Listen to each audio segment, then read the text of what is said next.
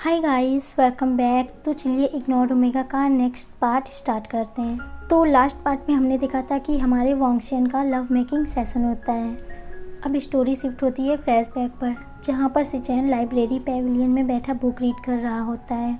मैंग्याओ उसके पास जाकर उससे कहता है, सेक्ट लीडर, क्या आपको पता है कि आपका ब्रदर लैन वांगजी कल से कहाँ है?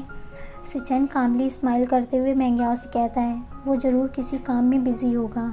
सिचेन की बात सुनकर मैंग्याओ मॉकिंगली से कहता है, हाँ सही कहा, शायद वो कहीं पर बिजी है और शायद किसी के साथ। फिर सिचेन कंफ्यूज होते हुए मैंग्याओ की तरफ देखने लगता है तो मैंग्याओ मॉकिंगली से कहता है, सही कहा, तुम्हारा ब्रदर लैन वांगजी जियांतियन कॉटेज में तुम्हारे एक्स हस्बैंड के साथ बिजी है। सिचेन मैंग्याओ की ये बात सुनकर उसे चिल्लाते हुए कहता है, मैंग्याओ, बोलने से पहले सोचा करो कि तुम क्या बोल रहे हो। वांगजी कभी भी कोई गलत काम नहीं कर सकता और ना ही फर्स्ट ओमेगा। उसे ज़रूर ही कुछ काम होगा तभी वो वहाँ पर गया होगा, या कोई मिसअंडरस्टैंडिंग भी हो सकती है। मैंग्याओ फिर से उससे कहता है, अच्छा तो तुम खुद क्यों नहीं चले जाते? सच अपनी आंखों से देख लेना कि वहाँ पर क्या हो रहा है। इससे पहले कि तुम्हें उनके बारे में दूसरों के द्वारा पता चले, तुम खुद ही क्यों नहीं चले जाते? अब सिचेन गुस्सा होकर सीधे जियांतियन कॉटेज की तरफ चला जाता है। वैनिंग बाहर ही बैठा होता है और कॉटेज को गार्ड कर रहा होता है। सिचेन वैनिंग से कहता है, आनिंग, आशियन कहाँ है? मुझे उससे मिलना है। तो वैनिंग उसे बताता है कि मास्टर वूशियान हीट में है और इस वक्त वो किसी से नहीं मिल सकते। इस बार सिचेन उससे स्टर्नली कहता है, मैं उसका हस्बैंड हूँ तो मैं उससे मिल सकता हूँ और जब मैं चाहूँ तब मिल सकता हूँ, इसलिए दरवाज़ा खोलो और मुझे अंदर जाने दो। फिर वैनिंग थोड़ा हिचकिचाते हुए सिचेन से कहता है, मैं दरवाज़ा नहीं खोल सकता, वो अंदर से लॉक है। अब सिचेन तुरंत ही एक स्पिरिचुअल तालिस्मान का यूज़ करता है और फिर दरवाज़ा अपने आप ही खुल जाता है। वैनिंग सिचेन को रोकने की कोशिश करता है कि प्लीज़ अंदर मत जाइए, पर सिचेन उसकी बात नहीं मानता और अंदर चला जाता है। सिचेन की नज़र पहले वीइंग पर पड़ती है, जो बेड पर पीसफुली लेटा हुआ सो रहा था। वीइंग की बॉडी वेस्ट तक ब्लैंकेट से कवर थी और उसके ऊपर उसकी चेस्ट रिवील हो रही थी, जिसमें हिक्कीज और लव बाइट्स दिख रहे थे। वीइंग को इस हालात में देखकर सिचेन को गुस्सा आ जाता है। फिर तभी अचानक से पीछे से आवाज़ आती है, ब्रदर, क्या आपको नहीं पता कि किसी के प्राइवेट मोमेंट्स में उनकी परमिशन के बिना उनके कॉटेज में नहीं जाना चाहिए? क्या आपको नहीं पता कि ये लैंस एक्ट रूल के खिलाफ है? सिचेन की नज़र साइड में बैठे लैंसन की तरफ जाती है, जो अपनी इनर रोब्स में था और सिचेन को सीरियस फेस के साथ देख रहा था। फिर लैंसन अपनी जगह से उठकर वीइंग की बॉडी को अच्छे से पूरी तरह से कवर कर देता है और फिर सिचेन से कहता है, ब्रदर। अब सिचेन लैंसन को सर से पैर तक देखता है और फिर मॉकिंगली उससे कहता है, रियली हंग वांगचुन, एंड तुमने और उसने जो भी किया वो भी सेक्ट रूल्स के खिलाफ है। वांगजी, मैंने कभी भी तुमसे ये एक्सपेक्ट नहीं किया था, और वो भी फर्स्ट ओमेगा के साथ। लैंसन गहरी सांस लेता है। उसके ब्रदर हमेशा उसे वांगजी और लैंसन बुलाया करते थे, बट इस टाइम उन्होंने उसे हंग वांगचुन बुलाया, और वो भी स्टर्नली, जो कि लैंसन के लिए एक अच्छी न्यूज़ नहीं थी। बट फिर भी लैंसन ने जो भी किया था उसे उसका कोई भी गिल्ट नहीं था, क्योंकि उसने वीइंग के साथ कुछ भी गलत नहीं किया। फिर लैंसन रिस्पेक्टफुली सिचेन से कहता है, ब्रदर, चलिए बाहर चलकर बात करते हैं। और फिर कॉटेज से बाहर जाते समय लास्ट टाइम एक बार और लैंसन वीइंग की तरफ देखता है और फिर सिचेन के साथ बाहर चला जाता है। वैनिंग अभी भी वहीं पर बैठा हुआ था। लैंसन वैनिंग से कहता है, आनिंग, अच्छे से गार्ड करो, कोई भी नहीं, मतलब कोई भी नहीं, मेरी इजाज़त के बिना मेरे अलावा कॉटेज के अंदर नहीं जाना चाहिए। वैनिंग लैंसन की बात सुनकर अपना सर हाँ में लाता है और फिर दोनों ब्रदर्स कॉटेज से कुछ दूर चले जाते हैं। कुछ मिनट्स के लिए दोनों लोग चुप ही रहते हैं। फिर सिचेन लैंसन से कहता है, वांगजी, मुझे एक्सप्लेनेशन चाहिए। मैंने अभी जो वहाँ पर कॉटेज में देखा, मुझे उस पर यकीन नहीं है। मैं सच तुमसे सुनना चाहता हूँ, एंड आई एम श्योर कि तुम्हारे जियांतियन कॉटेज में होने के कुछ रीज़न्स होंगे, एंड मुझे पता है कि तुम कभी भी कुछ गलत काम नहीं करोगे जो हमारे लैंस एक्ट रूल्स के ख़िलाफ़ हो। एंड वांगजी, मैं तुम पर ट्रस्ट करता हूँ, तो तुम कह दो कि ये सच नहीं है। लैंसन कामली सिचेन से कहता है, ब्रदर, जैसा आपने वहाँ पर देखा सच वही था। मैं वीइंग से प्यार करता हूँ और अब मैंने उसे हमेशा के लिए अपना बना लिया। अब सिचेन लैंसन का हाथ पकड़कर उसे अपनी तरफ फेस टू फेस बात करते हुए कहता है, वांगजी, तुम मजाक कर रहे हो ना? ये सही है ना तुम मजाक कर रहे हो? बट इस पर लैनसन कुछ नहीं बोलता और चुप ही रहता है। फिर सिचेन उससे कहता है, सच में ये डिस्गस्टिंग है, तुम ये कैसे कर सकते हो? तुम्हारी हिम्मत कैसे हुई ये करने की? और वांग जी, अभी तुम ऐसे एक्टिंग कर रहे हो जैसे कि तुमने कुछ गलत नहीं किया। अगर तुम मुझे पहले ही ये सब बता देते तो मैं अंकल से बात करता और तुम दोनों की शादी करवा देता। बट अब मुझे समझ आ रहा है कि मैंग्याओ सही बोल रहा था, मुझे पहले ही तुम पर नज़र रखनी चाहिए थी। और फिर इतना कहकर सिचेन गुस्से में इधर उधर देखने लगता है। फिर लैनसन कामली उससे कहता है, ब्रदर, मैंने हमेशा आपको फॉलो किया है, आपकी ब्रेवरी में, आपकी राइट जजमेंट में, मैंने हर एक चीज़ में आपको फॉलो किया है, तो इस बार मैं गलत कैसे हो सकता हूँ? आप मेरी इंस्पिरेशन हो, तो मैं कुछ गलत कैसे कर सकता हूँ? सिचेन कंफ्यूज होते हुए स्टर्नली मोकिंगली उससे कहता है, अच्छा तो तुमने ये सब मुझसे सीखा है कि शादी के बिना ही किसी के साथ ये सब करना, क्या ये सही है? लैनसन उससे कहता है, ब्रदर, मैंने कुछ भी गलत नहीं किया है, मैंने बस अपनी मैरिज को सील किया है और ये कोई गलत काम नहीं है। सिचेन फिर से कंफ्यूज होते हुए उससे कहता है, वांग जी, तुम ये सब क्या बोल रहे हो? फिर लैनसन उससे कहता है, ब्रदर, क्या आपको वीइंग के साथ हुई मैरिज के बारे में कुछ याद है? उस दिन हम लोग मार्केट में कहीं जा रहे थे, तभी हमें किसी की आवाज़ आती है और हम लोग उधर जाते हैं और तब पहली बार हमने उसे वहाँ पर देखा, मेरे वीइंग को, जो शादी के कपड़ों में एक ओल्ड मैन के साथ उसकी पायर में लेटा हुआ था और चिल्ला रहा था, रो रहा था। और जब वो पायर चलने वाली थी तब पहली बार मुझे किसी को बचाने की एक स्ट्रॉन्ग डिज़ायर फील हुई। बट इससे पहले मैं कुछ रिएक्ट कर पाता, आपने रिएक्ट कर दिया और वीइंग को जलने से बचा लिया। मैं साइलेंटली आपको फॉलो करता रहा। फिर वहाँ पर टेंपल में आपने वीइंग के साथ शादी की, तब भी मैंने आपको फॉलो किया और फिर मैंने भी वीइंग से शादी कर ली थी। आपने वाइन पीकर वो ग्लास वीइंग को दिया और फिर वीइंग ने पीकर मुझे दिया, तो मैंने भी वाइन पिया था। फिर आपने अपना हेडबैंड निकाल कर वीइंग के राइट हैंड में बांधा था और फिर मैंने भी अपना हेडबैंड निकाल कर उसके लेफ़्ट हैंड में बांध दिया था। अब सिचेन लैनसन को कट करते हुए कहता है, और फिर जाने बिना ही हम दोनों ने वीइंग से शादी कर ली थी। अब ये सब सोचकर सिचेन की आंखों में आंसू आने लगते हैं। इस इंसिडेंट को हुए काफ़ी टाइम हो गया था, तो सिचेन इसके बारे में भूल ही गया था, क्योंकि सिचेन ने कभी भी वीइंग के साथ हुई मैरिज को सीरियसली नहीं लिया था। बट उन दो मासूमों ने, 10 साल के वीइंग और 12 साल के लैनसन ने, उस मैरिज को सीरियसली ले लिया था। फिर सिचेन उससे कहता है, वांग जी, उस टाइम पर तुम सिर्फ 12 साल के थे और मुझे नहीं लगा था कि इतने टाइम तक तुम वो सब याद रख पाओगे। लैनसन उससे कहता है, ब्रदर, मुझे सब कुछ याद है, बट तब से मैंने हमेशा ही वीइंग को प्यार किया, हमेशा ही उसे अपना ओमेगा हस्बैंड माना। सिचेन उससे कहता है, वांग जी, तुम समझ नहीं रहे हो, मेरे, तुम्हारे और वीइंग के अलावा इस मैरिज के बारे में किसी को नहीं पता, इवन अंकल को भी नहीं पता। और तुम्हें क्या लगता है कि उन्हें जब इस बारे में पता चलेगा तो उनका रिएक्शन क्या होगा? और तब तुम दोनों काफ़ी छोटे थे, तो इस मैरिज को लीगल कहना भी ठीक नहीं होगा। लैनसन सिचेन से कहता है, ब्रदर, मुझे पक्का यकीन है कि वो मेरी मैरिज पर यकीन करेंगे। जब 10 साल के वीइंग ने आपसे मैरिज की थी तो उन्होंने यकीन किया था, तो फिर वो मेरी और वीइंग की मैरिज को क्यों नहीं मानेंगे? और जो भी हो, मुझे दूसरों की चिंता नहीं है जब तक आप मुझे समझते हो। मैं अपनी फीलिंग्स बहुत पहले ही कन्फेस कर देता, बट अकॉर्डिंग टू रूल्स मैं वेट कर रहा था कि आप वीइंग को छोड़ दें, और तब मैं, इससे पहले लैनसन कुछ और बोल पाता। सिचेन उससे कहता है, और तब तुम वीइंग के साथ हुई मैरिज को सील कर लेते। मुझे भी पता है, जब कोई अल्फ़ा ओमेगा के राइट हैंड में अपना हेडबैंड बांधता है तो वो उसके साथ अपनी रिस्पॉन्सिबिलिटीज़ और लाइफ शेयर करता है। बट जब कोई अल्फ़ा किसी ओमेगा के लेफ़्ट हैंड में वो हेडबैंड बांधता है, तब वो अपने ओमेगा की पूरी ज़िंदगी की रिस्पॉन्सिबिलिटी लेता है, उसे प्रोटेक्ट करने की रिस्पॉन्सिबिलिटी लेता है। और इससे ये प्रूव होता है कि मैंने उसे बस रिस्पॉन्सिबिलिटीज़ दी हैं, बट तुमने उसकी रिस्पॉन्सिबिलिटीज़ ली हैं और उसे प्यार किया है। इतना कहकर सिचेन लैनसन की बैग पर थपथपाता है और फिर कुछ टाइम के लिए दोनों ब्रदर्स साइलेंट ही रहते हैं। फिर साइलेंस को ब्रेक करते हुए सिचेन उससे कहता है, वांग जी, मैंने कभी नहीं सोचा था कि वूशियन को उस मैरिज के बारे में याद होगा। फिर लैंसन अपना सर नीचे करते हुए कहता है, नहीं ब्रदर, उसे नहीं याद है। उसे बस आपके साथ हुई मैरिज के बारे में याद है, मेरे बारे में कुछ भी नहीं। फिर सिचन लैंसन को सॉरी बोलते हुए कहता है, ब्रदर मुझे लगता है कि मैंने बहुत बड़ी गलती कर दी और तुम दोनों को डिसअपॉइंट किया।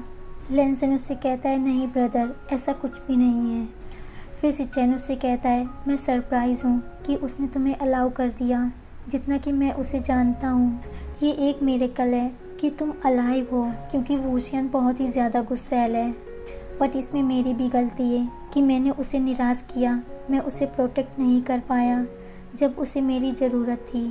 And as a sect leader मैं अपने ही ओमेगा को प्रोटेक्शन और सपोर्ट नहीं कर पाया। एंड आई नो कि मेरी ही वजह से वो प्यारा वूशियन अब ऐसा बन गया जो बहुत ज़्यादा स्टबर्न, करेजियस और लेंस एक्ट का एक स्किलफुल ओमेगा है। लैंस सिचन की बात सुनकर लैंसन स्माइल करते हुए कहता है, ब्रदर आप सही बोल रहे हो। वो बचपन से ही स्टबर्न है बट करेजियस भी है।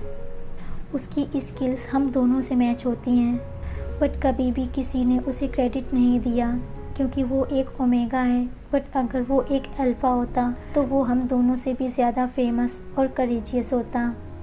इनफैक्ट पेशेंस के भी मैटर में वो हम दोनों से बेटर है ब्रदर। एक्चुअली वो हीट में था और वीक भी, तभी वो मेरे फेरोमोन्स को कंट्रोल नहीं कर पाया।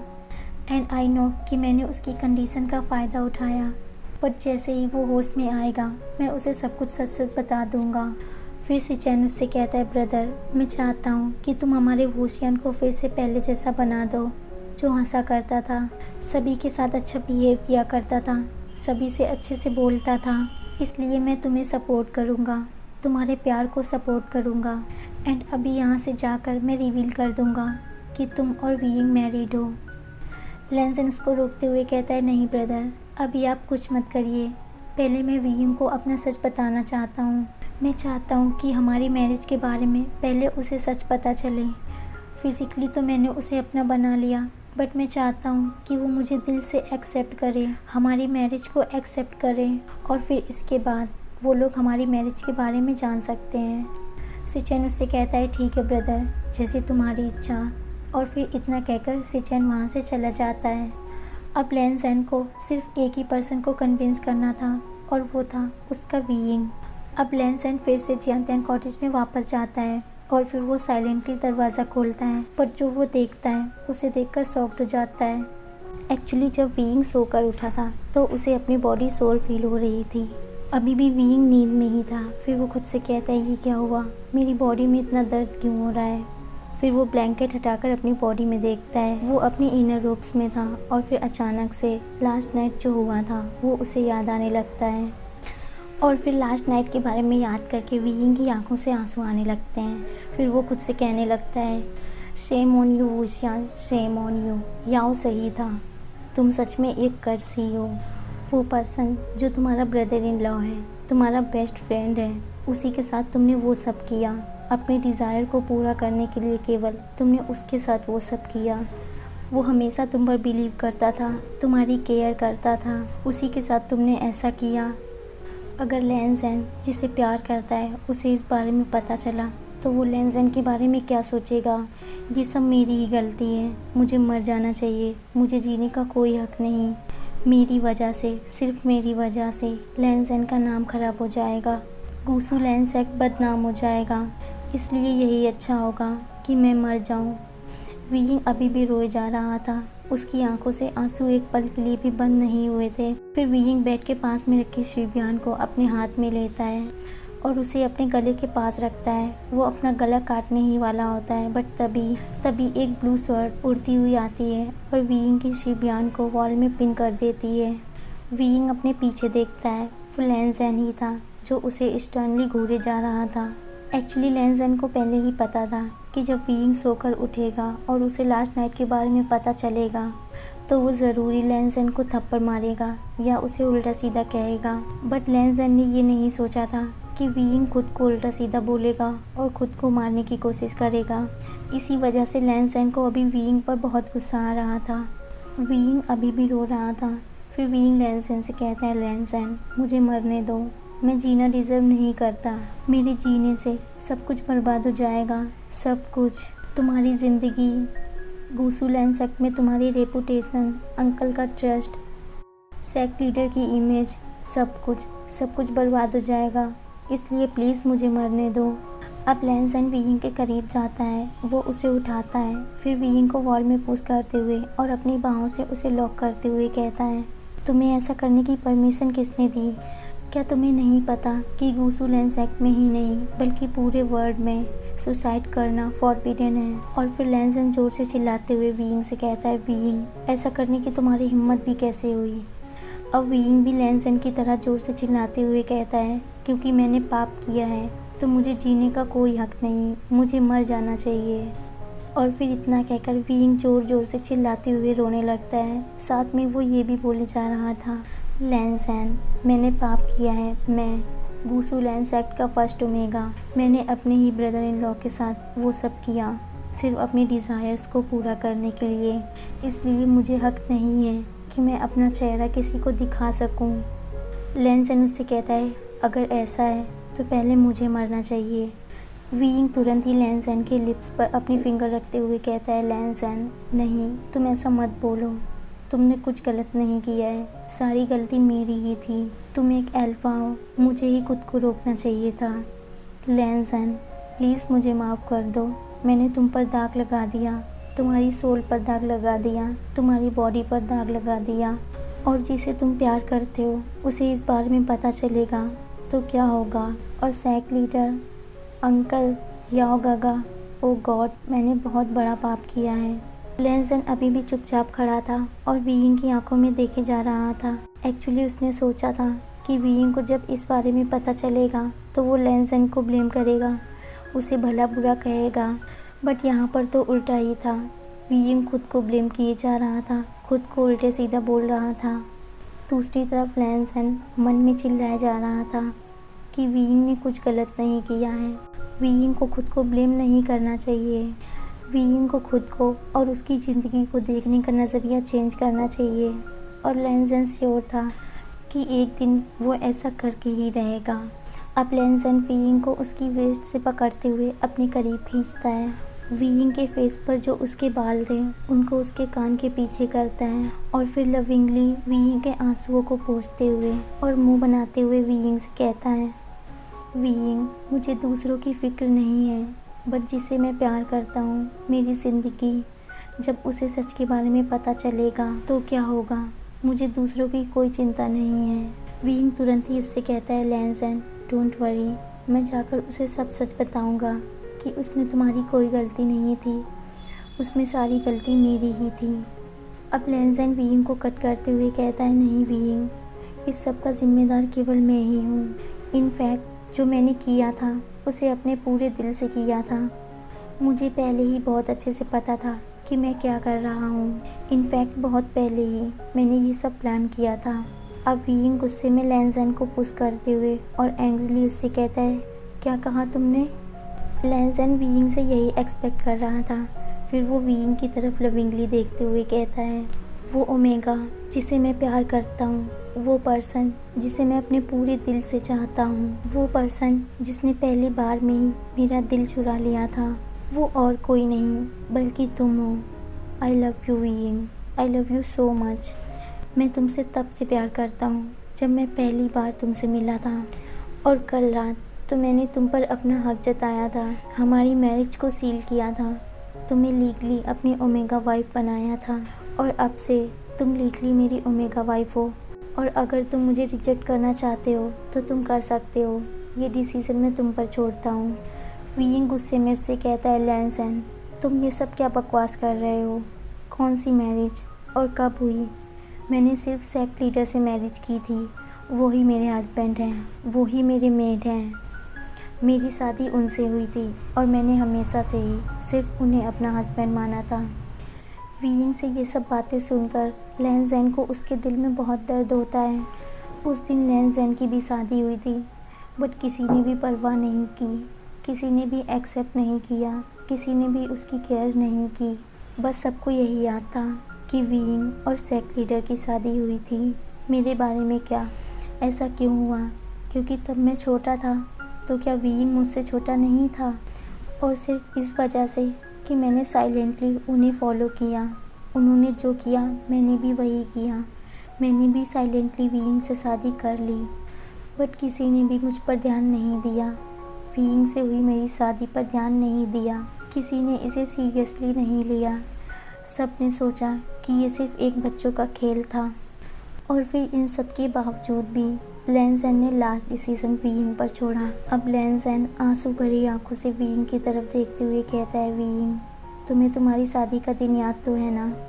क्या तुम मुझे बता सकते हो कि उस दिन क्या हुआ था? अब वीइंग अनोइंगली लैनज़ेन की तरफ से अपना मुंह दूसरी तरफ टर्न करता है और फिर उसे उस इंसिडेंट के बारे में बताने लगता है कि उस दिन मैं पायर पर लेटा हुआ था और फिर सेक लीडर ने आकर मुझे बचाया और मुझसे शादी की। और फिर गांव वालों ने सेक लीडर को वाइन का एक कप दिया और उन्हें पीने को कहा। उन्होंने उस वाइन को पीकर मुझे दे दिया और फिर मैंने उस वाइन को पीकर। और फिर ये सब बोलते बोलते वीइंग की आंखों से भी आंसू आने लगते हैं। लैनज़ेन तो पहले से ही रो रहा था। फिर लैनज़ेन उससे कहता है, वीइंग, फिर उसके बाद क्या हुआ था? तुमने उस वाइन को किसे दिया? वीइंग उससे कहता है, वो कप मैंने तुम्हें दिया था। तुम मेरी ही तरह भीगे हुए थे। तुम साइलेंटली मुझे और सेक लीडर को फॉलो कर रहे थे। जो मैंने और सेक लीडर ने किया वही सब तुमने भी किया था। और फिर उस वाइन को पीने के बाद सेक लीडर ने अपने होली फॉरेड रिबन को खोलकर मेरे राइट हैंड में बांध दिया था। और फिर तुमने भी। लैनज़ेन उससे कहता है, मैंने क्या किया था वीइंग? वीइंग उससे कहता है, और फिर तुमने भी अपना फॉरेड रिबन खोलकर मेरे लेफ़्ट हैंड में बांध दिया था। और जब सेक लीडर ने तुमसे पूछा कि तुमने ये सब क्यों किया, तो तुमने कहा कि तुम भी मुझे प्रोटेक्ट करना चाहते हो। और तुमने सेक लीडर को बताया कि जैसे उन्होंने मुझसे शादी की थी वैसे ही तुमने भी मुझसे शादी कर ली थी। और फिर वहाँ पर मौजूद सभी लोग कहने लगे कि मेरी 2 अल्फाज के साथ शादी हो गई। अब लैनज़ेन गहरी सांस लेता है और फिर अपनी आंखों में आंसू लेकर जियांतियान कॉटेज को छोड़कर वहाँ से चला जाता है। अब वीइंग लैनज़ेन से हुई मैरिज के बारे में याद करके ज़मीन पर गिर जाता है और ये सब सोचकर ज़ोर ज़ोर से रोने लगता है कि इन सालों में वो इतना ब्लाइंड हो गया था। वो सेक लीडर के प्यार में इतना पागल हो गया था कि उसने लैनज़ेन पर ध्यान ही नहीं दिया। लैनज़ेन के दिल में क्या चल रहा था उसने कभी सोचा ही नहीं। उसने कभी जानने की कोशिश ही नहीं की। लैनज़ेन का ट्रू लव, उसकी लॉयल्टी, उसकी फ्रेंडशिप, उसकी प्रोटेक्शन, उसकी साइलेंट केयर, वीइंग ने कभी भी इस पर ध्यान नहीं दिया। उसने इतनी बेरहमी से लैनज़ेन का दिल तोड़ दिया, उसके ही अल्फा का। अब वीइंग लैनज़ेन की तरफ जो वहाँ से चला गया था उसकी तरफ अपने हाथों को फैलाते हुए कहता है, लैनज़ेन, प्लीज़ लैनज़ेन, तुम भी मुझे छोड़कर मत जाओ। अब वीइंग खड़े होकर अपने आंसुओं को पोंछता है और जिस तरफ लैनज़ेन गया था उस तरफ देखते हुए कहता है, माय लैनज़ेन, आज तक तुमने साइलेंटली मुझे प्यार किया, साइलेंटली मेरी केयर की, एंड एज ए अल्फ़ा तुमने अपनी सारी ड्यूटीज़ को अच्छे से निभाया। इसलिए इस बार मैं तुम्हें कहीं नहीं जाने दूंगा।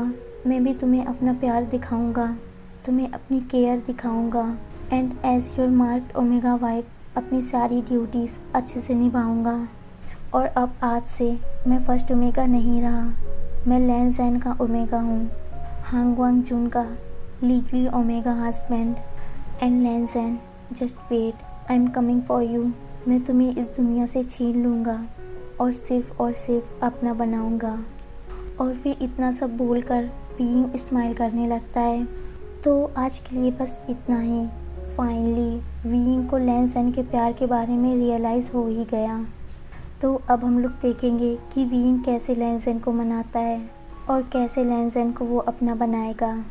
और अगर आज का पार्ट भी आप लोगों को अच्छा लगा हो तो वीडियो को लाइक शेयर करना मत भूलना। और जिन्होंने अभी तक मेरा चैनल सब्सक्राइब नहीं किया है प्लीज़ कर देना। And thank you for watching. Bye and take care.